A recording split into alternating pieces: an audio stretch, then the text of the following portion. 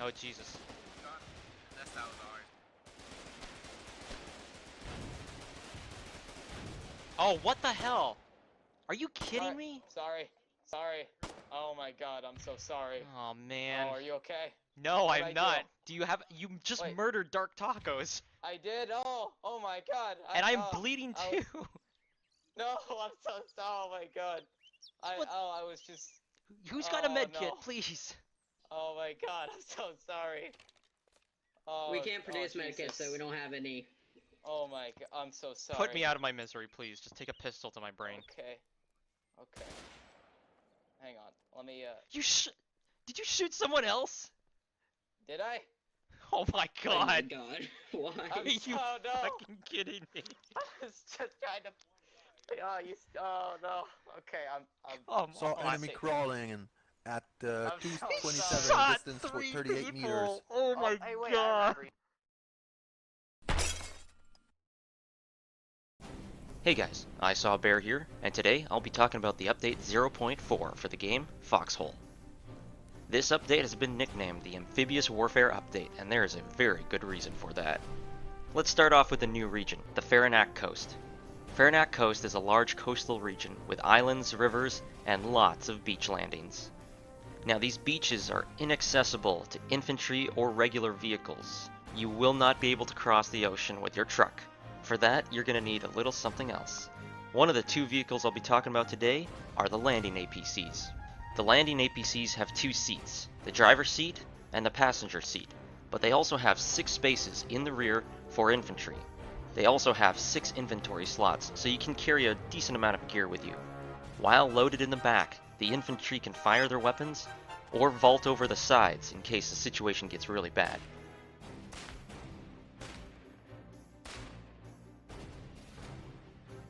The passenger seat can't really do much, but it is fairly protected, and the driver has the ability to raise and lower the ramp using the E key. Landing APCs cost you 140 basic materials at the vehicle depot. The landing APC's on-road and off-road performance is pretty comparable to that of a half-track.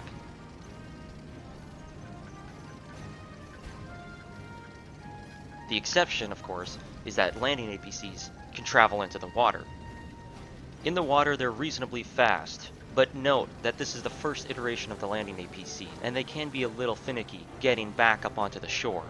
You'll want to make sure you pick a good landing site that you know is a viable landing.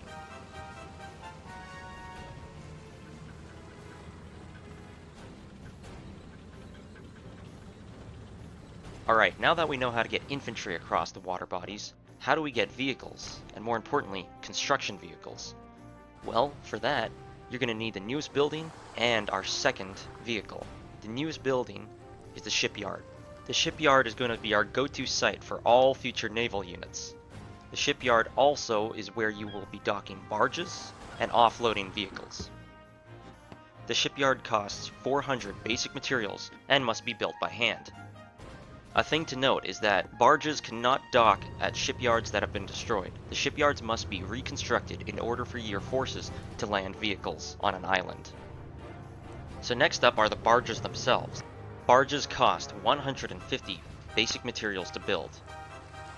The barges are a single-seat, purely transport vehicle.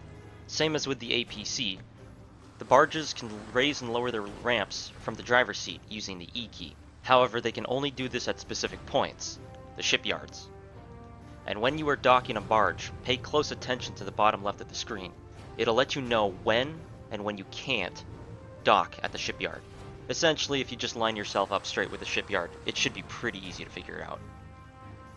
Currently, barges will be the sole method for transporting vehicles and heavier materials across large bodies of water.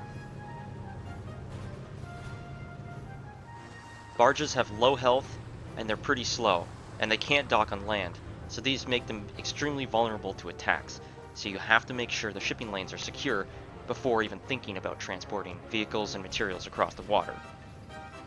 Barges also come with 12 inventory slots. One will have to be reserved for fuel, but the other 11 can serve as almost like a mini outpost when you're making crossings. And yes, much like the APC, infantry can fire their weapons off the side of the barge. Vehicles can also do the same. I'm talking to the arty crews out there, and get creative. With all the new vehicles in the game, we're finally getting a long-requested feature: tank traps.